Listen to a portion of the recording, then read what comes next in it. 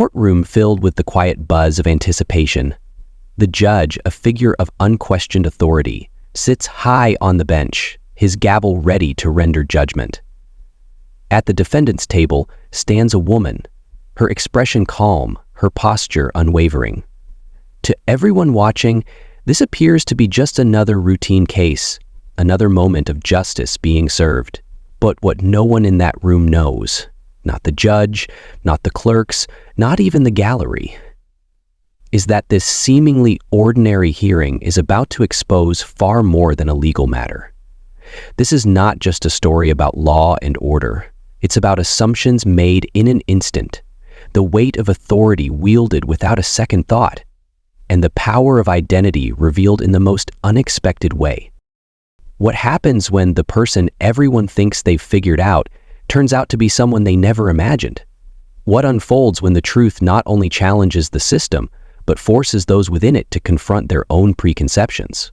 Stay with us as we take you into the heart of a courtroom moment that stunned everyone present, leaving behind lessons that extend far beyond the walls of justice. Before we begin this powerful story, be sure to subscribe and hit the notification bell. This is a story you won't want to miss. The American judicial system stands as one of the pillars of democracy, designed to ensure justice for all under the unyielding principles of fairness and equality. For centuries, courtrooms have been the stage where disputes are resolved, laws are upheld, and lives are profoundly impacted. At the center of this process are the judges entrusted with the responsibility to interpret the law without fear or favor, and the prosecutors, whose duty is to seek justice above all else. Together, they form the backbone of a system that millions rely upon for accountability and order. But what happens when this system, built on ideals, faces the weight of human fallibility? The courtroom is not just a place of law. It's a space where human judgment plays a critical role. It is here that biases, often unseen and unspoken, can influence decisions, sometimes with life-altering consequences. From historical cases that shaped civil rights to modern trials scrutinized for their fairness, the justice system has always been a reflection of the society it serves, for better or for worse. The challenges within this system are not new. Studies have repeatedly shown disparities in how justice is applied, particularly for marginalized communities. Black defendants, for instance, have faced harsher sentences and greater scrutiny compared to their white counterparts. These patterns don't emerge from overt actions alone. They often stem from unconscious biases that seep into decisions, creating disparities that the system struggles to reconcile. It's important to understand the environment in which this story unfolds. Judges, often seen as the ultimate arbiters of fairness, are not immune to the cultural and social influences that shape all of us. Their decisions carry immense weight, impacting lives, families, and futures. Likewise, the role of prosecutors is equally significant, as they balance the pursuit of justice with the need to ensure fairness for those accused. Yet these roles, though guided by the law, are not infallible, and the consequences of misjudgments can echo far beyond a single case. In this particular story, the courtroom becomes more than just a setting. It becomes a lens through which we examine larger societal questions. How do assumptions shape interactions? What happens when authority meets identity in unexpected ways? And how does the system, designed to be blind to differences, respond when those very differences come to the forefront? These are the questions that simmer beneath the surface of this case. As we delve deeper, we'll uncover not just the events of that day, but also the broader context that frames them. From the historical challenges faced by Black professionals in predominantly white spaces to the ongoing fight for equity within the justice system, this story is a reminder of the complexities that exist in a world striving for fairness. It's about a moment that forced everyone in that courtroom, and perhaps even those beyond it, to pause, reflect, and reconsider what justice truly means. It began as any other day in court. a seemingly routine session, with a docket full of cases ranging from minor infractions to more pressing matters. The judge presided with an air of efficiency, moving briskly from one case to the next, ensuring the wheels of justice turned without delay. Among the many individuals who entered the courtroom that day was a woman who, by all outward appearances, seemed like just another defendant. Her demeanor was calm, her posture confident, and her tone respectful. She stood silently as her case was called, presenting herself without hesitation. The case was simple, a minor infraction, the kind of issue that rarely garners much attention. The judge, relying on the details before him, listened briefly, reviewed the facts, and issued a fine, a decision rendered with the casual authority of someone accustomed to making such judgments dozens of times each day. It was quick, procedural, and, to most in the room, entirely unremarkable. The defendant, maintaining her composure, listened attentively, nodded in acknowledgement, and accepted the ruling without protest. Her calmness might have struck some as unusual. After all, even minor penalties often stir emotions. But it raised no alarms. Yet, within the quiet normalcy of that courtroom moment, lay the seeds of an extraordinary twist. What the judge, the clerks, and even the audience didn't know was that this particular defendant was no ordinary citizen. Behind her unassuming appearance was a story that would soon shift the entire dynamic of the courtroom. Unbeknownst to those present, the woman standing before the judge was someone well-versed in the very system she now found herself navigating. A professional whose career revolved around the pursuit of justice. She had spent countless hours in courtrooms just like this one. Not as a defendant, but as a federal prosecutor. She had stood on the other side of the bench, arguing cases with the same poise and precision she now displayed as she accepted her fine. Her presence in this courtroom on this day was not just unexpected. It was a collision of roles that no one, least of all the judge, could have anticipated. As the session continued, the judge carried on with his duties, unaware that his ruling had set the stage for a revelation that would leave the entire courtroom reeling. Meanwhile, the defendant remained composed, her quiet confidence hinting at an inner strength forged through years of navigating a profession where she was often underestimated. She gave no outward sign of the surprise that was about to unfold, no indication that the judge's assumptions about her identity would soon be challenged in a way that would ripple far beyond this single case. The courtroom, filled with its usual array of lawyers, clerks, and spectators, continued to hum with activity. Cases were called, judgments were issued, and the day pressed on. For most, it was business as usual, a steady rhythm of legal proceedings that blended into the background of their daily routines. But for the defendant, every moment was a study in restraint. She knew that the truth of her identity would eventually come to light, and when it did, it would not just change the tone of the room, it would force a reckoning with the assumptions that had governed this encounter from the start. This moment, though seemingly mundane, carried profound implications. It was not just about a fine or a case number on a docket. It was about the dynamics of power, perception, and the weight of identity in a system that prides itself on impartiality. The judge, confident in his role as the arbiter of justice, was about to face a moment of profound introspection.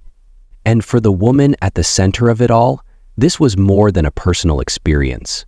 It was a testament to the complexities of navigating spaces where one's identity is often the first and sometimes the only thing people see. What happened next would not only reshape the events of that day, but also leave a lasting impact on everyone involved. It was a moment that challenged assumptions, demanded accountability, and reminded all who witnessed it of the power of truth to disrupt even the most entrenched dynamics of authority. This was no longer just a routine court session. It was the beginning of a story that would resonate far beyond the walls of this courtroom. As the gavel fell and the court session drew to a close, the courtroom's rhythm slowed. The routine cases were handled, The day's docket nearly cleared. The judge leaned back slightly, his posture one of completion, his focus shifting toward what lay ahead for the rest of the day. The defendant, who had been fined for a minor infraction, stood patiently, her demeanor as composed as it had been throughout the proceedings. She waited for the courtroom to empty just enough to approach the bench, quietly, purposefully, and without hesitation. What happened next would change everything. The defendant, now standing closer to the judge, reached into her bag. Her movements were deliberate, her expression unwavering. She retrieved a small leather case, one that carried an authority greater than any words spoken in the courtroom that day. Without a hint of arrogance or defiance, she handed over her credentials. A federal identification card, one that bore her name, photograph, and the unmistakable title, Federal Prosecutor. The room, though quieter now, seemed to pause in anticipation. The judge, initially focused on gathering his papers, glanced up to meet her eyes. His gaze then shifted downward to the card in his hand. At first, his expression remained neutral, but as the weight of what he was seeing registered, a flicker of surprise crossed his face. The man who had, moments ago, been the unchallenged authority in the room now appeared momentarily unmoored. The realization hit him. The woman he had fined, the defendant he had assumed was just another name on the docket, was in fact one of his peers, an officer of the court, a federal prosecutor whose work likely intersected with his own in ways he hadn't imagined. For a brief moment, silence filled the space between them. It was a silence laden with questions that neither party had yet voiced.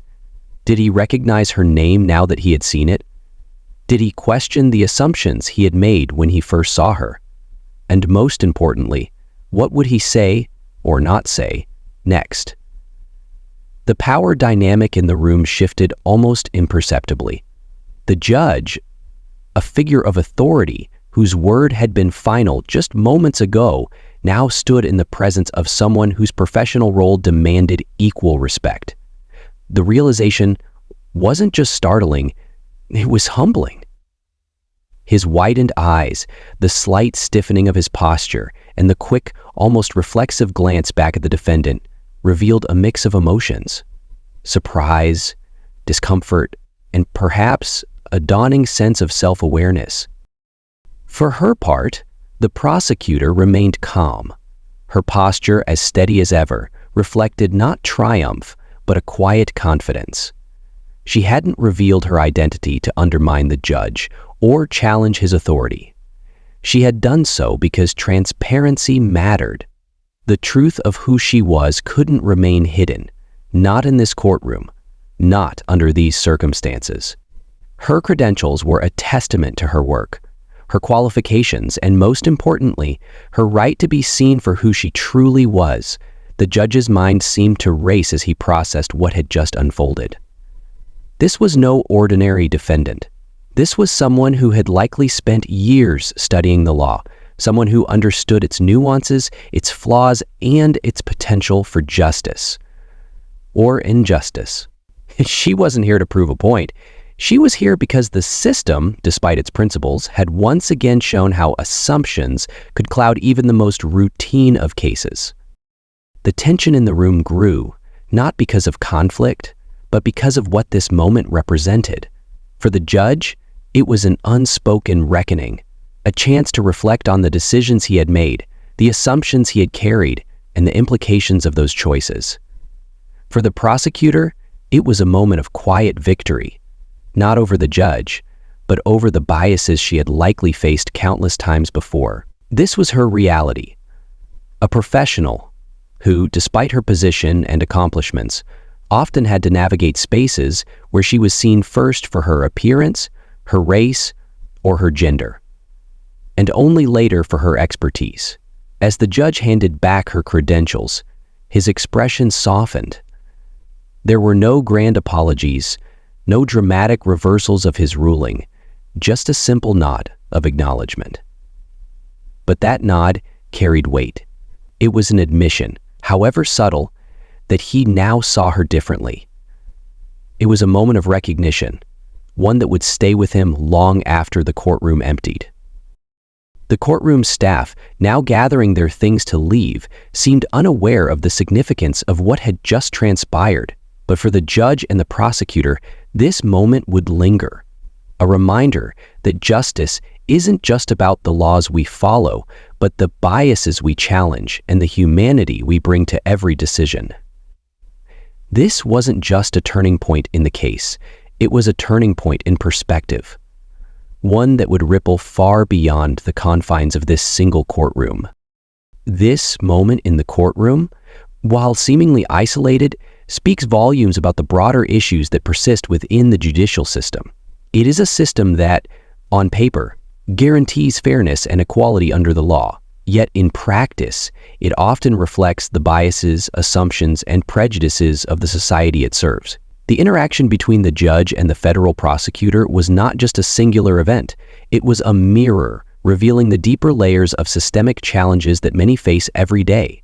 Racial bias within the judiciary is not a new phenomenon. For decades, studies and investigations have consistently highlighted disparities in how justice is applied. Black defendants, for example, are significantly more likely to face harsher sentences for the same crimes compared to their white counterparts. In some cases, this disparity extends to everything from bail amounts to plea deals and parole decisions. These patterns are not driven solely by explicit racism, but often by implicit biases, unconscious attitudes and stereotypes that influence decisions without the decision makers even realizing it. Legal experts have long grappled with this issue. In interviews, many point to the structural inequalities that underlie these biases. For instance, judges, who are often tasked with making quick decisions based on limited information, may rely on assumptions shaped by societal narratives about race, gender, and socioeconomic status. This reliance on gut instincts, while not always malicious, can lead to decisions that perpetuate inequality rather than challenge it. Statistics paint a troubling picture. A comprehensive study by the Sentencing Project found that Black Americans are incarcerated at nearly 5 times the rate of white Americans. Even when controlling for factors like the type and severity of the crime, racial disparities remain stark. For instance, Black defendants are 19% more likely than white defendants to receive mandatory minimum sentences for the same offenses. These numbers are not just data points. They represent real lives, families, and communities affected by a system that too often fails to deliver impartial justice. The case of the federal prosecutor highlights another layer of this issue: the biases faced by Black professionals within the justice system itself. For Black lawyers, judges, and prosecutors, navigating their roles often means contending with both the expectations of their positions and the prejudices of those around them. Even with the credentials, experience, and authority that their roles demand, they are not immune to being underestimated or misjudged. Their presence challenges long-standing stereotypes, forcing colleagues, clients, and even superiors to confront their own assumptions. This moment in the courtroom also underscores the intersectionality of race and gender. For Black women in the legal profession, the challenges are often compounded. They face not only the racial biases that affect all Black professionals, but also the gendered expectations and stereotypes that come with being a woman in a male-dominated field. Despite these barriers, Black women have made remarkable strides in the legal profession, becoming judges, prosecutors, and legal scholars who reshape the narrative of who belongs in positions of power. Yet, their journeys are often marked by moments like this one. Moments where their identity precedes their accomplishments in the eyes of others. The implications of this incident reach beyond the courtroom. It is a reminder of the importance of diversity and representation within the justice system. When judges, juries, and legal professionals reflect the communities they serve, the system is better equipped to understand and address the unique challenges those communities face. Representation alone, however, is not enough. Addressing implicit bias requires ongoing education, training, and a commitment to challenging the stereotypes that shape our perceptions. Experts emphasize the role of judicial training in mitigating these biases. Programs that teach judges and legal professionals to recognize and counteract their own assumptions have shown promise in reducing disparities. Additionally, initiatives like implicit bias testing and workshops on cultural competency are becoming more common in legal circles. But these efforts, while important, are just the beginning. True equity requires systemic change. Reforms that go beyond individual actions to address the structural inequalities that perpetuate injustice. For the federal prosecutor, this moment was likely one of many in her career. Her decision to reveal her identity was not about seeking validation or approval. It was about reclaiming her narrative in a space where assumptions had momentarily overshadowed her reality. Her composure and professionalism were a testament to her resilience, honed through years of navigating spaces where she was often both the exception and the example.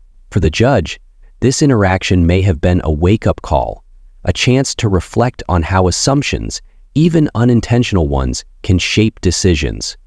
Moments like these, while uncomfortable, are opportunities for growth. They remind us that justice is not just about the laws we follow, but the humanity we bring to their application. This case, like so many others, is a call to action. It challenges us to examine the biases that exist within our institutions and within ourselves. It asks us to consider how we can create a system that truly lives up to its ideals, a system where justice is not only fair, but also seen to be fair by all who encounter it. And it serves as a reminder that every interaction, no matter how routine it may seem, carries the potential to reveal truths that demand our attention and action. As the courtroom quieted and the day moved on, the impact of this moment remained. It was a moment of revelation, not just of the prosecutor's identity, but of the broader truths about the system in which she worked. And for everyone who witnessed it, it was a moment that would not be easily forgotten. The revelation in that courtroom did not just end with a moment of surprise, it sparked a ripple effect that extended far beyond the walls of that courthouse. The judge, now fully aware of the weight of his actions, took it upon himself to reflect deeply on what had transpired. This was not merely a case of mistaken identity. It was a moment that called into question the very assumptions he carried into his role as an arbiter of justice. Recognizing the impact of his initial judgment, the judge made an extraordinary decision. He issued a formal apology. In his public statement, the judge acknowledged the role implicit bias may have played in his initial perception of the defendant. He expressed regret not only for the assumptions he had made, but also for the broader implications of his actions. His words were candid, a rare moment of vulnerability from someone in his position. He admitted that while the law should be impartial, those who interpret and enforce it are not immune to the influences of society.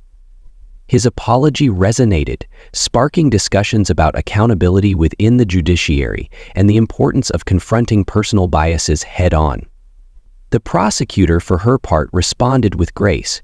While she accepted the judge's apology, her focus shifted to the broader lessons this moment offered. In interviews and statements that followed, she emphasized the need for continuous education and awareness within the legal system. She spoke about her own experiences as a Black woman navigating the legal profession, a career marked by both triumphs and challenges. Her story, she said, was not unique. It was one shared by countless professionals of color who find themselves having to prove their worth in spaces where they should already belong. She used this opportunity to advocate for systemic change. She called for judicial training programs that addressed implicit bias, urging courts to adopt policies that would ensure fairness in every case, not just for defendants, but for everyone who entered a courtroom. Her message was clear. This moment, while deeply personal, was also a reflection of a much larger issue. one that required collective action to resolve. As news of the incident spread, it sparked conversations far beyond the courthouse. Legal professionals across the country weighed in, some sharing similar stories of being underestimated or misjudged based on their appearance, race, or gender. Community leaders and advocacy groups seized on the moment, using it to highlight the need for greater diversity and inclusion within the judiciary. The incident became a flashpoint for discussions about the intersection of race, gender, and professional identity in the legal field. In the local community, reactions were swift and varied. Some praised the judge for taking responsibility and issuing an apology, a gesture that, while rare, signaled a willingness to grow and learn. Others criticized the initial assumptions that led to the incident, arguing that the case was a stark reminder of the work still needed to achieve true equality in the justice system. The prosecutor, meanwhile, became a symbol of resilience and professionalism. Her ability to navigate the situation with poise and dignity earned her widespread respect, not just among her peers, but also within the broader community. The incident also led to tangible changes. The courthouse where the event took place implemented mandatory training sessions for its staff and judges, focusing on recognizing and addressing implicit bias. These sessions, led by experts in psychology and diversity, aimed to equip legal professionals with the tools to identify their own biases and prevent them from influencing their decisions. The prosecutor herself was invited to speak at some of these sessions, sharing her experiences and insights in a way that left a lasting impact on those who attended. Nationally, the incident reignited calls for judicial reform. Advocacy groups pushed for greater transparency in how judges were trained and evaluated, arguing that moments like these, while seemingly isolated, were indicative of larger systemic issues. The story became a case study in implicit bias, frequently cited in discussions about how the legal system could better serve all communities. For the prosecutor, this moment was both a challenge and an opportunity. It was a reminder of the obstacles she still faced, even as someone who had achieved significant success in her field. But it was also a platform, a chance to advocate for change and to inspire others who might face similar struggles. In interviews, she spoke candidly about the importance of representation in the legal profession. "When people see someone who looks like me in this role," she said, "it challenges the narratives they've been taught. It forces them to reconsider what they believe about who belongs in spaces of power." As for the judge, the experience was a turning point in his career. In subsequent interviews, he reflected on the lessons he had learned and the changes he intended to make moving forward. He committed himself to becoming an advocate for fairness and equity within the judiciary, using his platform to raise awareness about implicit bias. For him, this was not just a moment of personal growth. It was a chance to contribute to a broader movement for justice. The aftermath of this incident serves as a powerful reminder of the importance of accountability, awareness, and action. It highlights the ways in which even small moments can spark meaningful change, provided those involved are willing to confront uncomfortable truths and work toward a better future. This was not just a story about a judge and a prosecutor. It was a story about the potential for transformation within a system that, while flawed, remains one of the most critical institutions in society. And perhaps most importantly, it was a story about the strength of individuals who, even in the face of bias and misunderstanding, continue to stand tall, advocate for change, and push the boundaries of what justice can truly mean. As the dust settled on this remarkable case, one question lingered, echoing far beyond the walls of that courtroom. How many judgments, how many lives are influenced by unseen biases every single day? If this moment, this singular interaction between a judge and a prosecutor, could reveal so much, what might remain hidden in the countless cases that don't make headlines? The truth is, biases are not always overt. They don't announce themselves with fanfare or alarms. They are quiet, embedded in the subconscious, shaping perceptions and decisions in ways we rarely pause to question. They exist in the fleeting glance, the unspoken assumption, the instinctual reaction to someone's race, gender, or demeanor. And while they may not always be malicious, their impact can be profound, often without anyone even realizing it. This story is a stark reminder of the challenges faced not only by defendants, but also by legal professionals who must constantly navigate these hidden dynamics. The prosecutor's experience, though extraordinary in its outcome, is not unique. For many professionals of color, judges, lawyers, public defenders, the courtroom is not just a workplace, but a battleground where their identity is often the first thing scrutinized. And for those seeking justice as defendants, witnesses, or plaintiffs, these biases can determine their fate in ways that no statute or precedent could predict. So, what can be done? How do we confront a problem that is so deeply ingrained, so elusive, yet so critical to the integrity of our justice system? The answer lies in both introspection and action. Judicial training programs, like those implemented in the wake of this case, are an important step. They force legal professionals to pause, to examine their own assumptions, and to recognize the ways in which bias may be shaping their decisions. But training alone is not enough. It must be accompanied by systemic reform, policies that prioritize fairness and accountability at every level of the judiciary. Representation, too, plays a vital role. When courtrooms reflect the diversity of the communities they serve, the system becomes stronger, more empathetic, and more just. Seeing judges, prosecutors, and attorneys from all walks of life challenges long-standing stereotypes and expands our understanding of who belongs in positions of power. It's a simple but profound truth. Diversity not only enriches our institutions, but also ensures their fairness. Yet, even with these efforts, the question remains, can we ever truly eliminate bias from the justice system?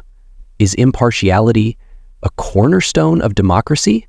Something we can fully achieve? Or is it an ideal we must perpetually strive toward?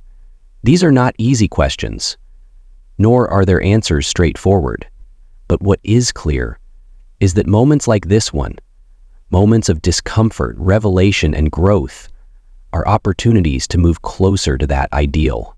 As we close this chapter, we invite you to reflect on what you've heard. What would you have done in the judge's position? How would you respond if you were the prosecutor?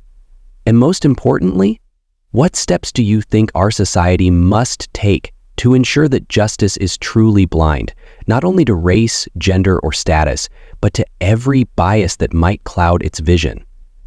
This case, like so many others, challenges us to look inward. It forces us to ask difficult questions about the systems we trust to protect our rights and uphold our values. And it reminds us that justice, while imperfect, is worth fighting for, not just in the courtroom, but in every corner of our lives. We'd love to hear your thoughts. Do you believe enough is being done to address bias in the judiciary?